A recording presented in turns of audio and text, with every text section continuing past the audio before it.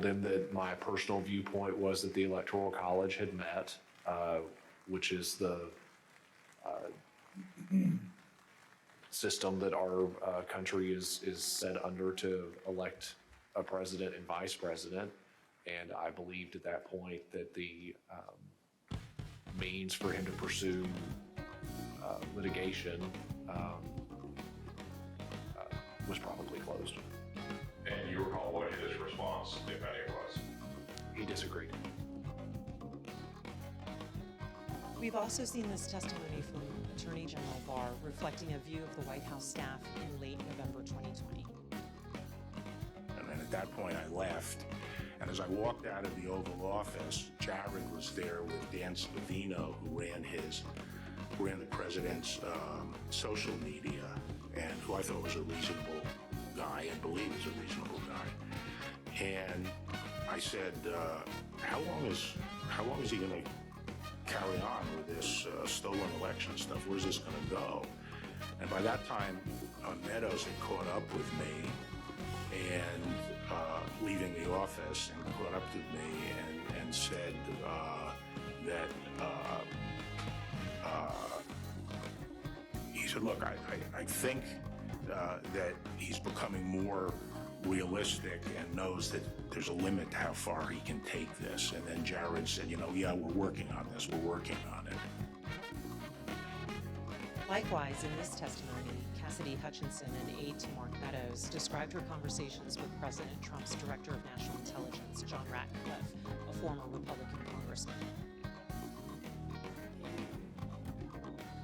He expressed saying he was concerned that it could spiral out of control and potentially be dangerous, either for our democracy or the way that I think we're going to say.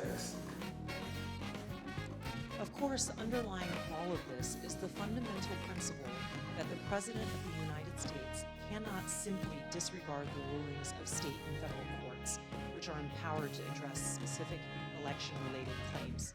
The President cannot simply pretend that the courts had not ruled.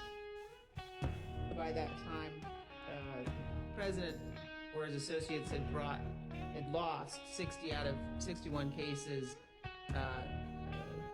that they had brought to challenge different aspects of the election in a number of states. They lost 60 out of 61 of those cases.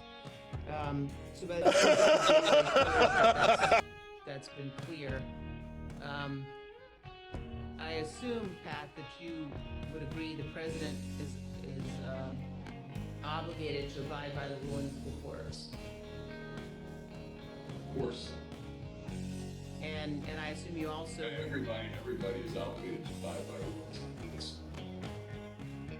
And I assume you also would agree the President has a particular obligation to take care that the laws be faithfully executed. That is one of the President's obligations. Yet President Trump disregarded these court rulings and the counsel from his closest advisors and continued his efforts to cling to power.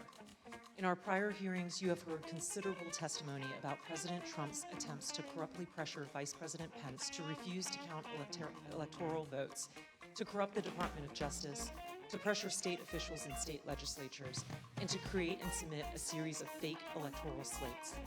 Now, we will show you what other actions President Trump was taking between December 14th, 2020 and January 6th.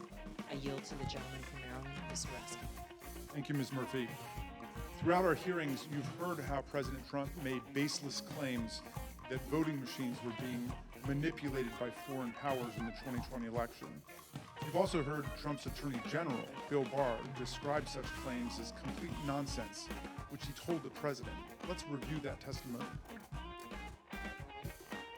I saw absolutely zero basis for the allegations, but they were made in such a sensational way that they obviously were influencing a lot of people, members of the public, that there was this systemic corruption in the system and that their votes didn't count and that these machines controlled by somebody else were actually determining it, which was complete nonsense.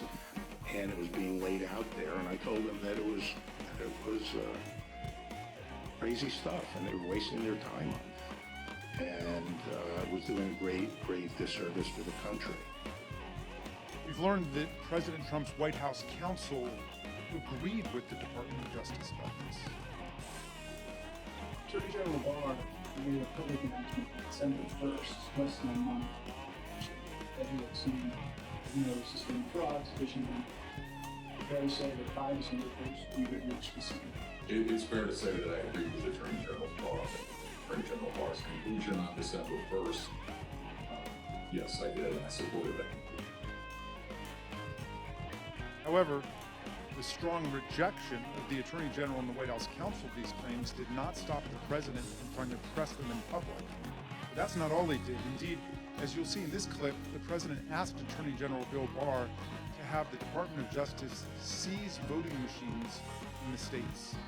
My recollection is the president said something like, well, we could get to the bottom, you know, some people say we could get to the bottom of this if the department seized the machines. It was a typical way of raising a point. And I said, absolutely not, there's no probable cause, and we're not going to seize any machines. And that was that. But this wasn't the end of the matter. On the evening of December 18th, 2020, Sidney Powell, General Michael Flynn, and others entered the White House for an unplanned meeting with the president, a meeting that would last multiple hours and become hot-blooded and contentious. The executive order behind me on the screen was drafted on December the 16th, just 2 days after the Electoral College vote, by several of the president's outside advisors over a luncheon at the Trump International Hotel. As you can see here, this proposed order directs the Secretary of Defense to seize voting machines, quote, effective immediately, but it goes even further than that. Under the order, President Trump would appoint a special counsel with the power to seize machines and then charge people with crimes with all resources necessary to carry out her duties. The specific plan was to name Sidney Powell as special counsel, the Trump lawyer who had spent the post-election period making outlandish claims about Venezuelan and Chinese interference in the election, among others. Here's what White House counsel Pat Cipollone had to say about Sidney Powell's qualifications to take on such expansive authority. I don't think Sidney Powell would say that I thought it was a good idea to appoint her special counsel. I was vehemently opposed. I didn't think she should have been appointed to anything. Sidney Powell told the president that these steps were justified because of her evidence of foreign interference in the 2020 election. However, as we've seen, Trump's allies had no such evidence and, of course, no legal authority for the federal government to seize state voting machines. Here's Mr. Cipollone again denouncing Sidney Powell's terrible idea. There was a real question in my mind and a real concern, particularly after the Attorney General had reached a conclusion that there wasn't sufficient election fraud to change the outcome of the election. When other people kept suggesting that there was, the answer is, what is it? And at some point, you have to put up or shut up. That was my view.